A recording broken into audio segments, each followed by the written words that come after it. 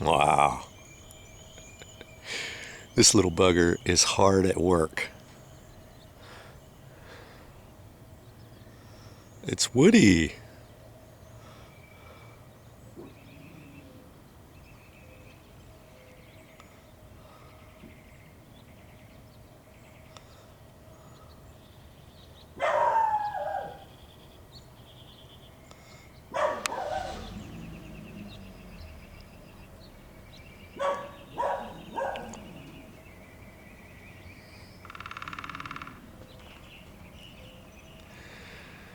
Oh, while he's hard at work, I guess I better get in and do the same.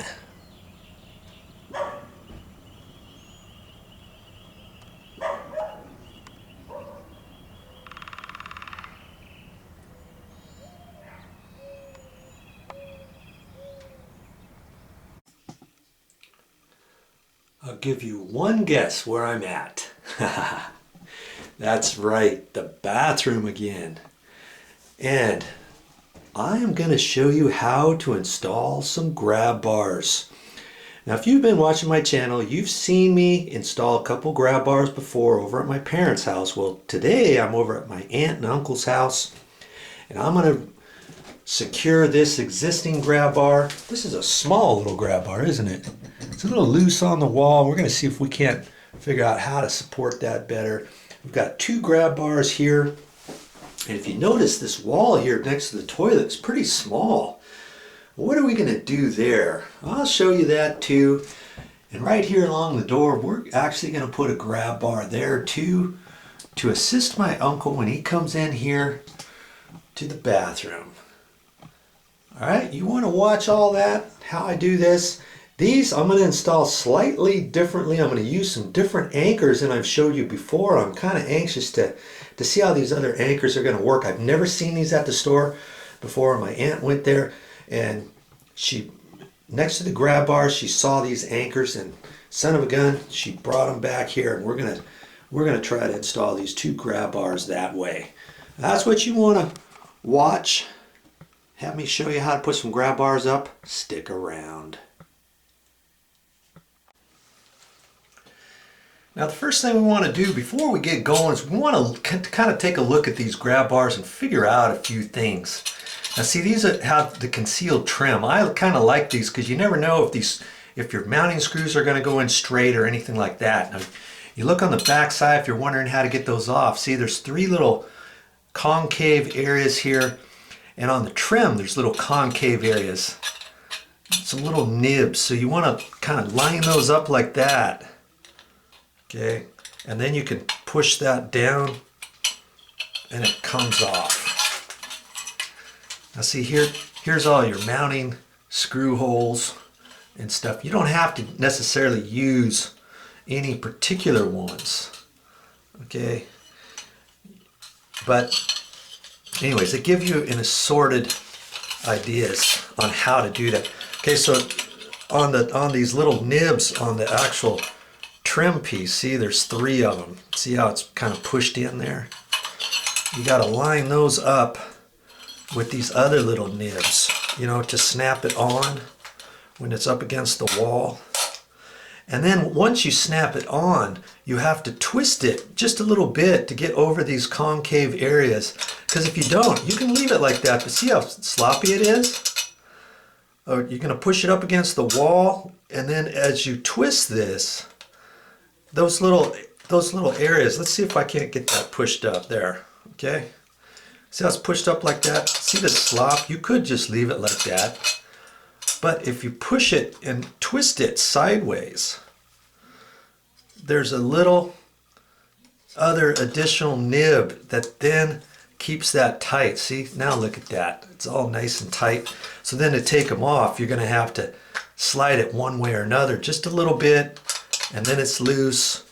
And then, oh man, then you can take it off. Wow, I got it on there nice and tight, didn't I? I'll push that back off, but see, that's how those work. See, slide it, push it off of there. And if there's a little bit of slop, maybe if you don't push it on as much, you can turn it right there too. See, that gives you enough. I guess you don't do it on that other one. There's another nib that if you push this tighter, it snaps on there even tighter. If you got enough room for your screws, but if you don't, you got certain screws and you only do it on the one nib. There's like a little double one there, okay? So then you can push it over sideways. Now see, I got it up too far on that one. So you just have to kind of decide that, and you'll decide that once you get your screws up there, okay? Push it, swivel it over like that, and then it's tight.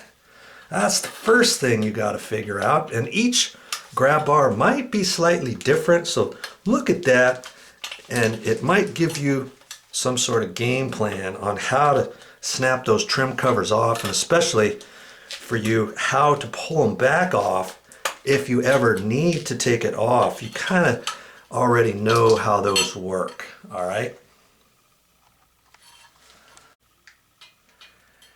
Now, however you purchase your grab bar, make sure you know that the mounting screws are going to be there with them. The last thing you want is to get back from the store and find out, hey, where's the package of mounting screws, okay?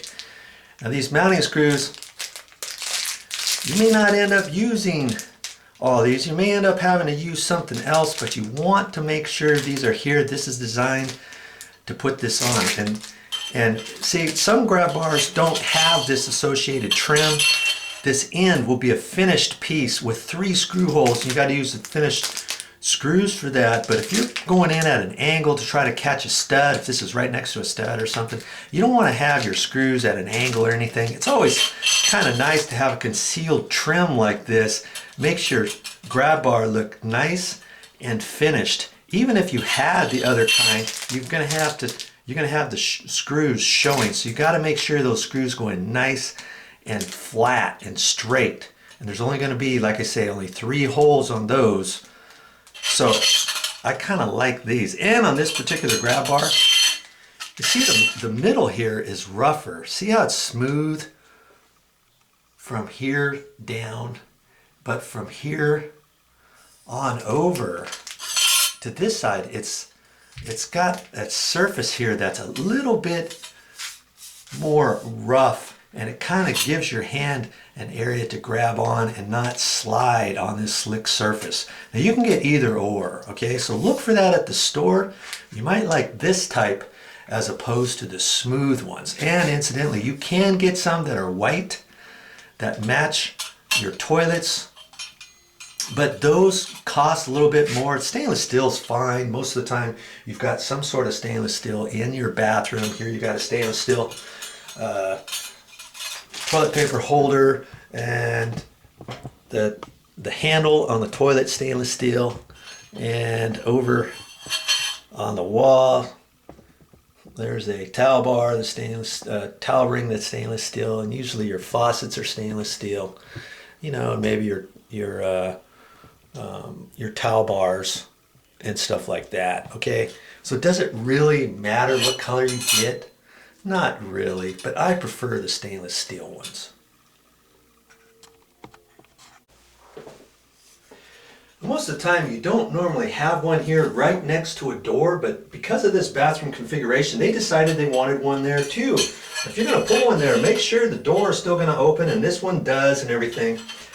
And before you start figuring out exactly the height on here and stuff and making that own determination on your own, if the owner of the property is here, make sure you kind of go over locations, heights, measurements, and all that with them, because maybe you might think, oh, 33 inches. Yeah, somebody said code was between 33 and 34 inches. Well, that's commercial code. Now, I don't know, I don't think there's a residential code for the actual height.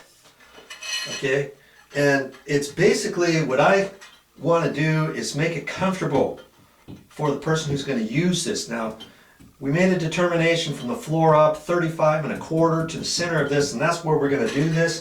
Instead of centering it on this wall, I'm going to bring it towards the front a little bit. I already made that determination with my uncle and my aunt, and so I've got the measurements all figured out. 5 1/4 off of here, 5 1/2 off of here, and 35 1/4 quarter to the center.